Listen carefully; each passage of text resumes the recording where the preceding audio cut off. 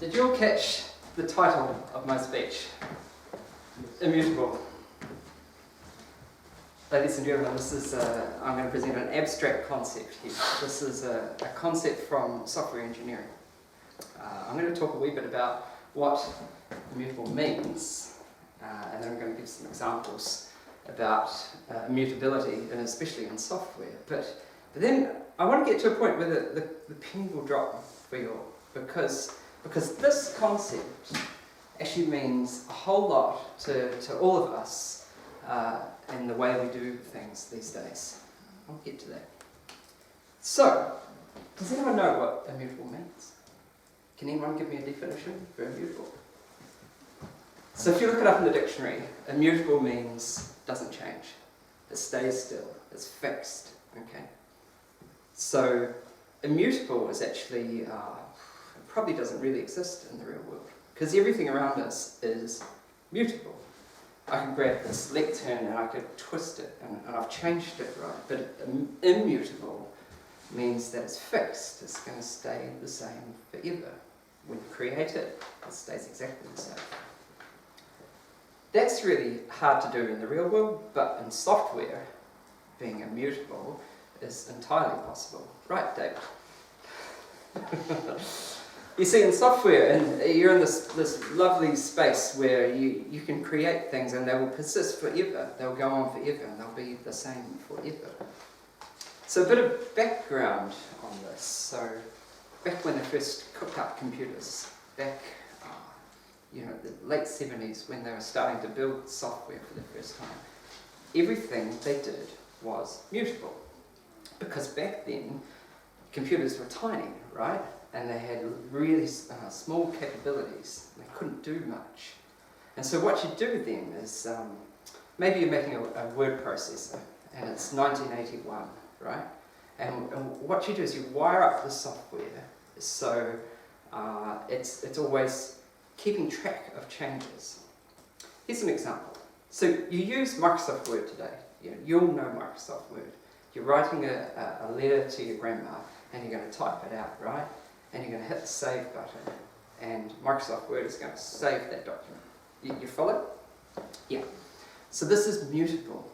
You hit save, and it saves the document, right? And then you change it, add another paragraph to grandma, and it saves it, right? And so the document is mutable, right?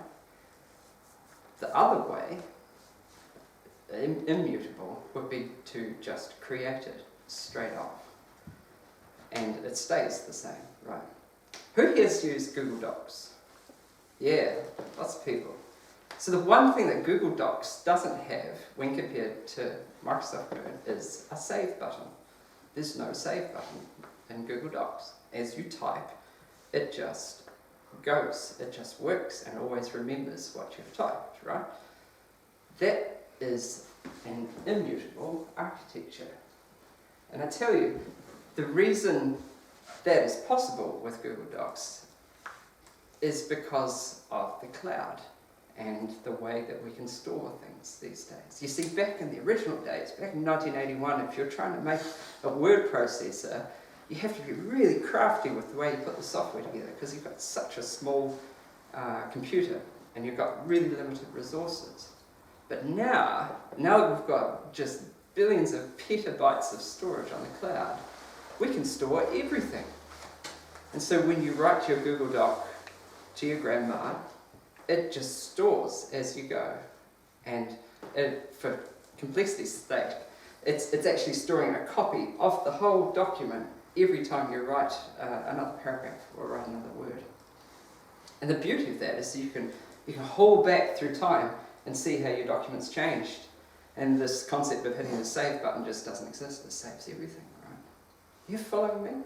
Can you see how that's different? Microsoft Word, hit the save button, meddles with the data. Google Docs stores everything, stores snapshots, immutable snapshots of your data through time. It's quite different, huh? So, what does this mean for all of us? Why do we care, right? I'll tell you the reason why you care. Well, when you build things with immutable architectures, they're more robust. It turns out that when you create something and it doesn't change, it's just less complex, and you can build whole systems that they don't break. You don't get bugs. But with that massive cloud storage that we've got up there, you can store everything. And here's where the penny drops to. Because when you're on Facebook and you upload an image, right, that image is immutable. It goes into Facebook and it stays. It doesn't get meddled with like the Google, the Word document. It goes up and it exists. And you might say, oh no, I can delete it, Tim. I can delete it off Facebook. Yeah, sure you can. When you hit delete, what it does is it tags it as being deleted. It's still there. It's immutable. And this is the standard model for how software engineers create software these days. We've got oodles of storage. We've got billions of petabytes of storage. And we just store everything. And whether it's an image on Facebook, or whether it's Twitter and a rude comment, it's there to stay. It's not going anywhere. Is the penny dropped? It's different, isn't it? So there you have it. That's how we're building software these days. Immutable. It's very powerful. You can haul back through your Google Doc and see the history, and it's enabled to happen because we've got lots and lots of storage up in the cloud, and we never had that back in the early days.